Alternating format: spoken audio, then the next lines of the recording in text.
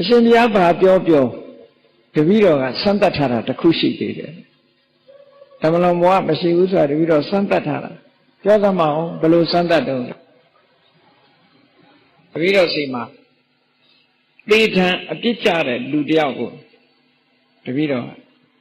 မတတ်ခင်ကတ္တဘောတင်ပြီးတော့ချိန်လိုက်တယ်ဒီကောင်ကိုလေးချိန်ဘယ်လောက်ရှိတယ်ချိန်ထားတာချိန်ပြီးတဲ့အခါကျနှာခေါင်းကလေးတွေပါမထွက်နိုင်အောင်ပိတ်ပြီးတော့အဲ့ဒီကောင်တတ်တယ်တစ်ဆက်တွေပါအကုန်ပိတ်ပြီးတော့တတ်လိုက်တည်သွားပြီဆိုတဲ့အခါမှာချိန်လိုက်အဲ့တော့မတည်ခင်ကချိန်ထားတာကပေါ့နေပြီးတော့တည်သွားတဲ့အခါကျတော့အလေးချိန်ကတိုးသွားတယ်တဲ့ဟုတ်သလားမဟုတ်ဘူးလားနော်လူအရှင်နဲ့လူအသေးသိရင်ပေါင်ချိန်တိုးတယ်တဲ့အဲ့ဒါဟုတ်မဟုတ်စမ်းသပ်ကြည့်ကြပါနော်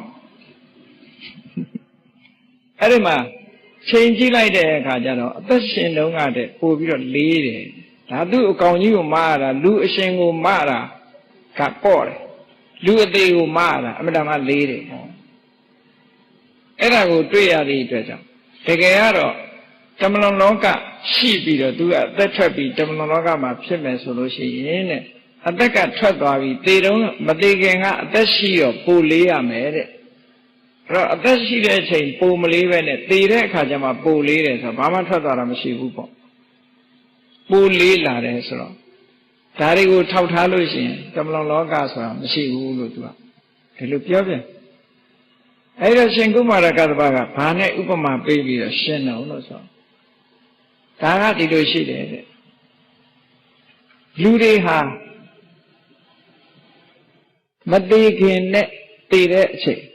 မသေးခင်ကပေါ်ပါပြီးတော့အသက်မထွက်ခင်ပေါ်ပါပါရှိအသက်ထက်သားတဲ့ dead body ပေါ့လူတွေရဲ့ခန္ဓာကိုယ်ကပူလေး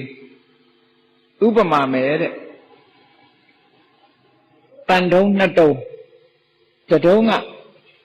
မီးမဖုတ်ဘူးဒီတိုင်းအေးနေတဲ့တန်တုံးနောက်တတုံးကတော့မီးရဲနေအောင်ဖုတ်တာအဲ့ဒီတန်တုံးနှစ်တုံးကိုချိန်ကြည့်လိုက်လို့ရှိရင်မီးရဲနေတဲ့တန်တုံးကပေါ့တယ်ဟောအေးနေတဲ့တန်တုံးကလေးတယ်တဲ့လူမှလည်းပဲဒီတိုင်းပဲတဲ့အသက်ရှိနေတဲ့လူသားတယောက်ဟာအာယုတဲ့ဥတ္တမတဲ့ဝိညာဏနော်အသက်ရဲ့အငွေ့ရဲ့အသိစိတ်ရဲ့အဲ့ဒါတွေရှိနေသည့်အတွက်ကြောင့်ဒီလူရဲ့ခန္ဓာကိုယ်ပေါ့တက်ထင်ရှားရှိတဲ့ပုဂ္ဂိုလ်ရဲ့ခန္ဓာကိုယ်ပေါ့တယ်ပျော့ပြောင်းတယ်နော်မာကြောတာမရှိဘူးလှုပ်လို့ရတယ်ချိုးလို့ရတယ်ဖဲလို့ရသေသွားလို့